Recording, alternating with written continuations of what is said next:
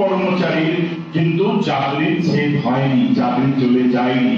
সংগ্রামী যৌথ মঞ্চ এই জায়গায় দেখিয়ে দিয়েছে স্ট্রাইক আমাদের অধিকার, এই অধিকার আমরা প্রয়োগ করতে পারি এবং এই অধিকার প্রয়োগ করলে তুমি কিছু করতে পারো না। আজকে যারা ভয় দেখাচ্ছিল, অনিরুদ্ধদা একটু আগে তার বক্তব্যে বলেছে, যারা এই 11-র পর থেকে আমাদের ভয় দেখিয়ে আসছিল, সেই তারাই লাস্ট টাইমে যে আমরা বললাম, তারা কিন্তু সেই অর্ডারটা আর বের করলো না। আমি ব্যক্তিগতভাবে মনে করি এটা সংগ্রামী যৌথ মঞ্চের সাফল্য। যারা যে ভয়ে দেখাচ্ছিল, কেউ বলবে আমরা চাই সফল অসফল পরের কথা, আজকে কিন্তু ওই অস্ত্রটা আর শাসক কিন্তু দেখাতে পারলো না। এটা কিন্তু সংগ্রামী যৌথ মঞ্চের 1 বছরের লড়াইয়ের ফল। এটাও পেয়েছি আমরা। আর কি পেয়েছি?